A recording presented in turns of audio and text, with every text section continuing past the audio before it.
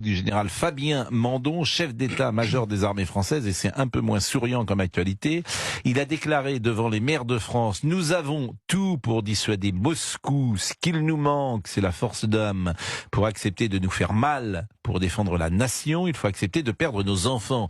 Je trouve que cette phrase est dingue. Ouais. Il faut accepter de perdre nos enfants, mais pour qui? Pourquoi? Il y a beaucoup de gens qui sont en train de nous écouter, qui ont peut-être des enfants, précisément, et des garçons. Et quand elles, si ce sont des mères, quand ils, ce sont des pères, entendent il faut accepter de perdre nos enfants, de souffrir économiquement, ça c'est autre chose, je pense que ça peut quand même faire réagir. Alors écoutez ce général Fabien Mandon, c'était hier au Congrès des maires de France. Il n'y a aucune raison d'imaginer que c'est la fin de la guerre sur notre continent. Malheureusement. Malheureusement, la Russie, aujourd'hui, je le sais par les éléments auxquels j'ai accès, se prépare à une confrontation à l'horizon 2030 avec nos pays. Elle s'organise pour ça, elle se prépare à ça, et elle est convaincue que son ennemi existentiel, c'est l'OTAN, c'est nos pays. Bon, d'abord, je suis quand même très étonné qu'une information comme celle-là soit donnée par un général, Gérard Carreyrou. C'est-à-dire que l'information est au-delà du gravissime. C'est-à-dire d'expliquer que la guerre va être déclarée en France dans 5 ans, en Occident. Je trouve ça invraisemblable que ce soit un général qui le dise comme il le dit, qui ait très peu de réactions aujourd'hui, finalement, qu'Emmanuel Macron n'a toujours rien dit, il est juste le chef des armées. Et c'est pas faute d'avoir contacté l'Élysée. Bon. Donc, Gérard Carreyrou, chaque jour, je suis étonné de cette vie politique. Pour tout vous dire, moi aussi, parce que j'ai beau remonter en arrière souvent, dans mon histoire personnelle et dans l'histoire de France, c'est sans précédent. Écoutez, la guerre ou la paix, c'est la prérogative essentielle d'un chef d'État. Du président de la République française, on le sait, on le répète depuis le général de Gaulle. Mais donner la possibilité au chef, même fût-il un brillant chef d'état-major d'armée, de notre armée, c'est pas à lui de s'adresser à l'opinion pour parler de la guerre et de la paix. La guerre et de la paix, c'est comment dire, c'est le suprême pouvoir du chef d'État. Je peux pas comprendre. Alors, je me dis, pourquoi fait-il ça?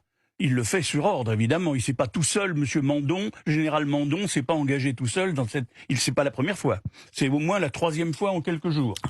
Aussi clairement, mais je dirais, c'est de plus en plus clair, au fur et à mesure qu'on progresse. Là, il y a une date. Il dit par les éléments dont je dispose. Non, mais c'est la première fois aussi qu'il parle d'accepter de perdre nos enfants.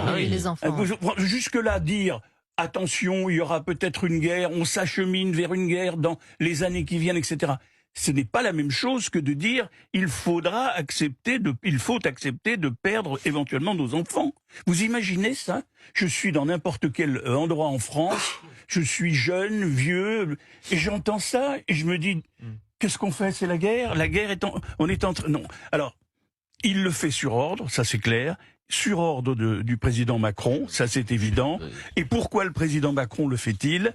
Alors on peut tout imaginer, se donner cette dimension européenne qui permettra d'apparaître comme le chef éventuel le chef de guerre, si ça devait arriver, ou bien se remettre quelque part si c'est 2030, il est plus là, normalement.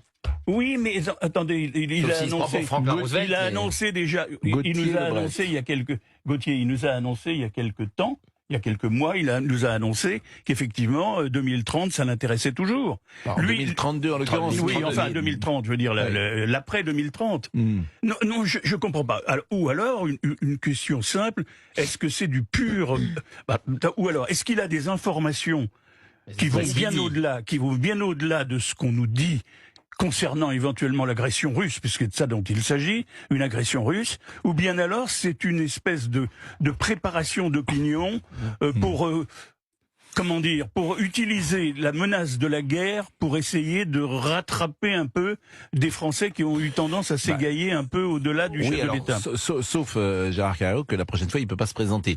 Mais il y a effectivement des interrogations. Alors moi, ce qui m'intéresse aussi, je sais pas si on aura un général d'armée en ligne ou pas avant la fin de l'émission, mais quelle forme prendra une guerre aujourd'hui? Parce que ça peut durer 10 secondes une guerre aujourd'hui. Vous envoyez un missile, vous envoyez un missile nucléaire, et puis c'est arrêt buffet. Ça réplique.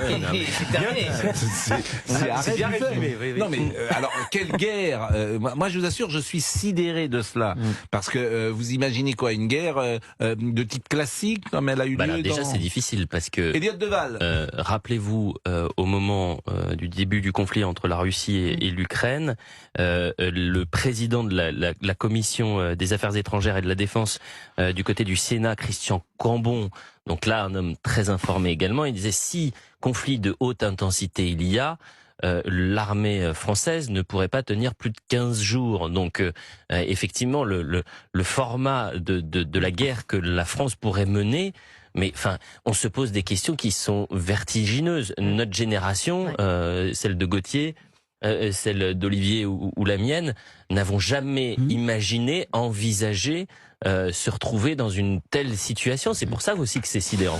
On va devoir y aller, Comment ? On va devoir y aller, on va être appelé, convoqué. Alors ça c'est une bonne question. Je voudrais savoir ce qu'on appelle la conscription. La conscription. Donc on se prépare. La circoncision, c'est autre chose. La conscription. Je ne sais pas la conscription. Par exemple, la dernière fois qu'il y a eu une guerre en France, c'était donc en 1940, ce qu'on appelle la mobilisation générale. Je ne sais pas jusqu'à quel âge. Alors c'est vrai que c'était il y a 80 ans et que les gens mouraient. Parce que la dernière jeunes. fois que la jeune génération est partie faire la guerre, c'est l'Algérie. Oui, mais là c'était les appelés. Il n'y a pas une mobilisation il y a eu beaucoup générale. de révocations de sursis. Non, mais je parle de s'il y a une guerre sur le territoire de France, la dernière fois qu'il y a eu une guerre sur le territoire de France, que je sache, c'est en 1940. Nous sommes d'accord, mais je veux dire.